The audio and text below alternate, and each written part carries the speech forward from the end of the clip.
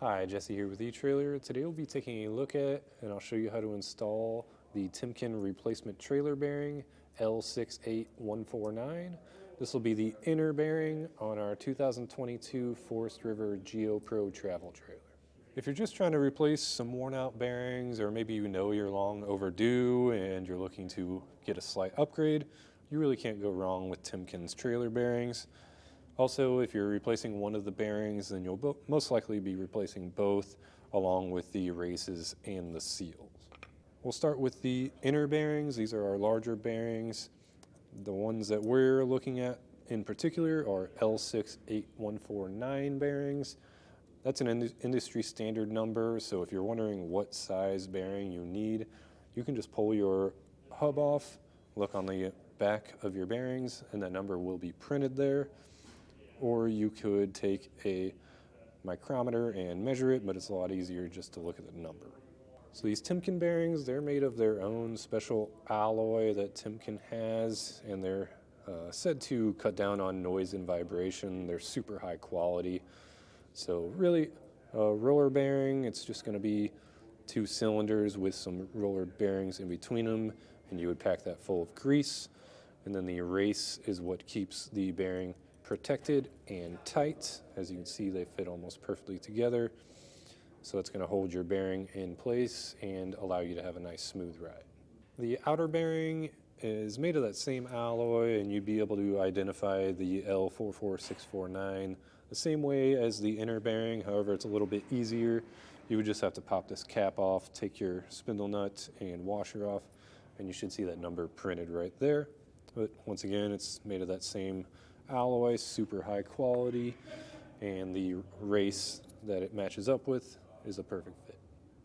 Anytime we're replacing bearings, it's definitely a good idea to replace the grease seal also, just because to remove the grease seal, you kind of have to damage it by prying up on it. So this Timken one's a super high quality. It's got this kind of rubberized paint on the outside that's going to help it stay seated in the hub assembly and keep it from spinning. And it's just got a super tight seal, so you don't have to worry about grease getting out from the back of your hub assembly. All in all, if you're looking to replace some worn out bearings or just looking to get an upgrade, you can't go wrong with Timken. They're made of super high quality metals, and they're going to last you a really long time. If you've installed these bearings before or similar bearings and just have some tips or tricks to share with us, feel free to share those.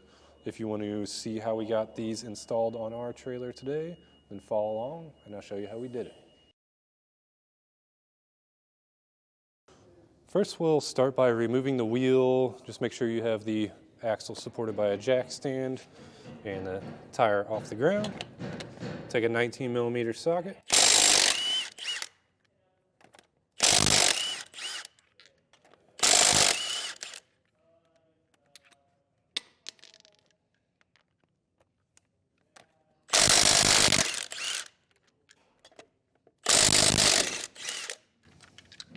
And set the wheel aside. Now we need to get the grease cap off. You can use a screwdriver and kind of dig in between the outer lip, but usually you just give it a couple taps on the side and it will kind of come off. Now behind all this grease, we have a retainer clip. Just get some of that grease out of your way so you can see it.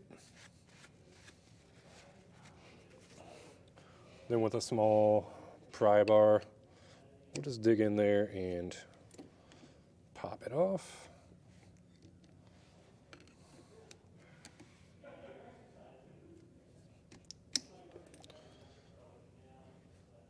Then we can remove our axle nut. It should just be hand tight.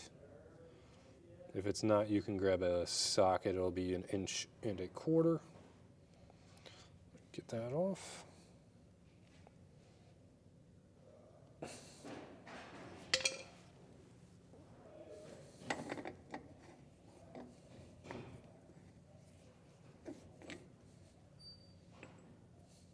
With that nut removed, our drum assembly should kind of pop off. You may have to wiggle it back and forth.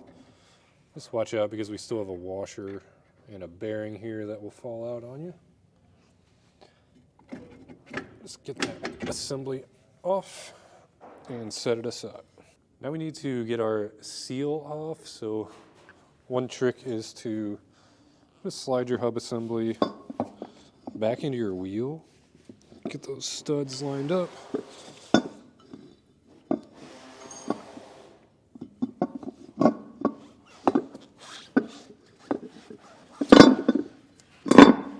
Get it to drop into place, and then I'm just going to screw on 2 lug nuts on the other side. This is just going to give us more leverage when we're prying back on the seal. All right, now we can lay everything down like this. Get a pry bar, dig into the lip of that seal, and just push down your pry bar. Probably have to work your way around.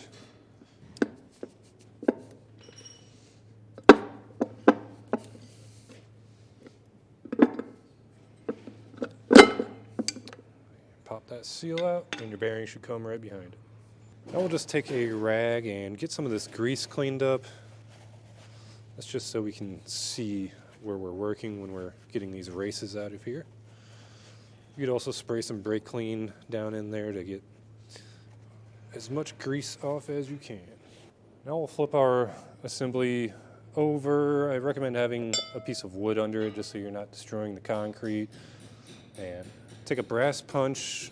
We want the brass punch because it's soft enough that it won't scratch the inside of our hub assembly, but it will also push out our race. You'll just have to look in there, find the lip of your race, and just start driving it out. Give it a tap on one side, then go to the other side. I'll have to kind of tilt it just so I can get that race all the way out. And there it is. Same process with the inner race. We'll just have to flip it around. And then you can kind of see the lip of it. Get your punch to grab onto that and start hammering.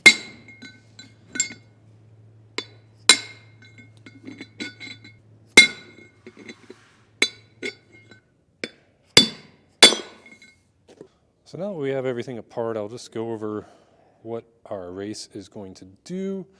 So basically, it's just going to get centered in where we had the old one, but the purpose of it is to have a perfect cone shape for your bearing to rest in. And that's just going to keep your bearings working as they should and for a long time. So before we get this installed, just want to clean out, get a nice clean surface to mount this into. And then we'll set this down. Remember that you want the thinner part facing up towards you. That way our bearing can sit in there. Then we'll take a piece of wood and just give that some taps to get it driven in there.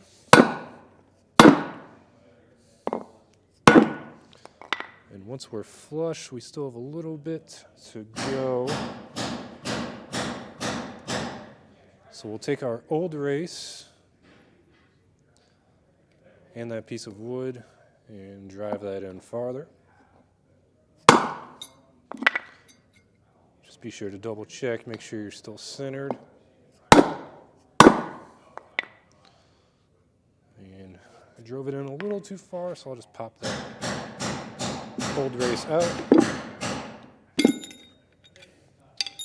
And just make sure you're sitting flush with that lip in there. That's our goal. I've gotten it as far in as I could with the race, so what I'll do is take that brass punch and just start alternating side to side, trying to get it to go down as even as possible.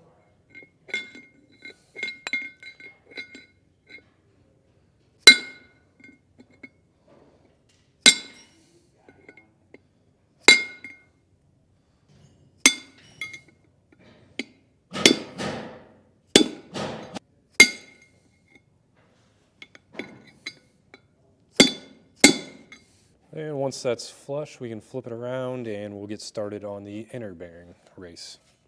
So the inner race is going to replace our old inner race, which these can get damaged if you ran out of grease with your bearings and they get real hot. You'll probably see some score marks on the inside, and that's when you know you need to replace them. But essentially, it's just going to slide into our hub and basically lock our inner bearing into place once we put that seal on over it. So to get it installed, just make sure your hub is nice and clean. You don't have any burrs or anything in there. Then we can start pressing it in. It's going to go with the thin side facing you. Kind of get that as centered as you can. We'll actually take our old race, slip that over there, and our piece of wood, and we'll hit that with the hammer.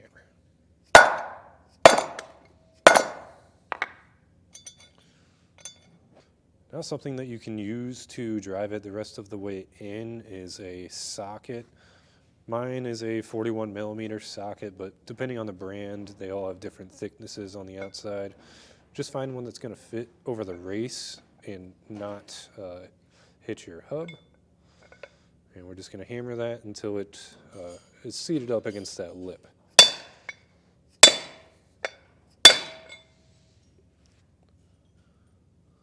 You could also put your old race in between the socket and your new race just to protect it a little more.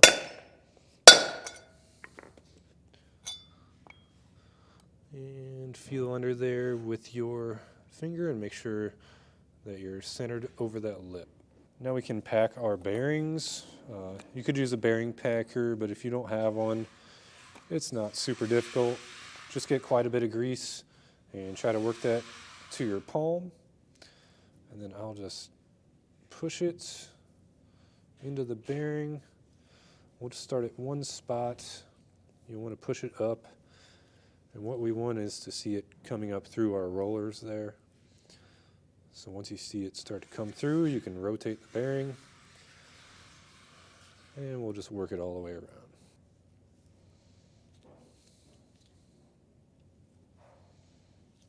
Same process with the inner bearing.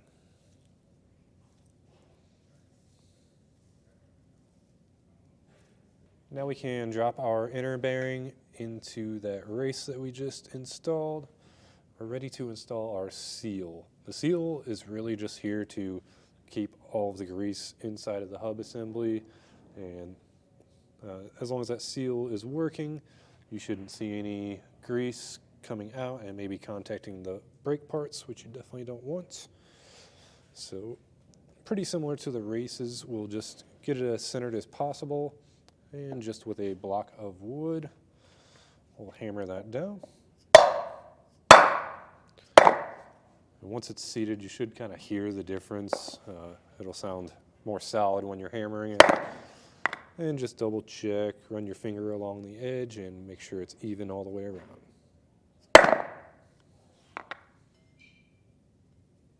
Now before we get our hub back onto our trailer, I like to just clean up all the old grease. Get that off of there. And once you have that cleaned up, I'll hook up our grease gun into our Zerk fitting. Then what we want to do is just run all that old grease out of here. Just watch out because it will try to fall down on the brakes. But you'll know all the old grease is out of there because you'll see it turn color and it will become the color of the new grease. Another thing before we put this onto the trailer, just make sure you clean up any of the grease that you might have gotten on the braking surfaces while installing everything. So just spray some brake clean and get that wiped off. Now we'll simply take our drum and hub, slide it over the spindle, push that all the way in, and take our outer bearing, slide that in. That washer that we took off, we'll just line up the slot, push that over, and take our nut and start threading that on.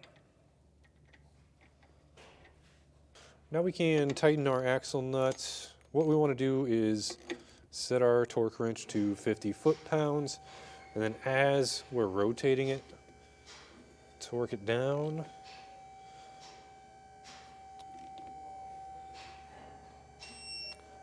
Then we'll back it off. I like to do this just a couple times just to make sure everything is seated properly.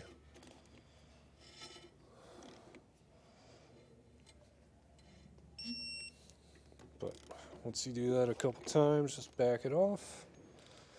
And this nut just needs to be hand tight, so get that hand tight. Then take our clip and slide that over the nut. Now we're ready to grease our spindle. Just tap into that Zerk fitting and pump it up. Every few pumps, I like to just rotate everything. It's going to help work that grease into all of our rollers. We're just going to pump it up until we see it start to flour out of our outer bearing. And once you see it to flour out of there, you can pop your grease gun off. We'll take our cap and just get that centered and give it some light taps with the hammer.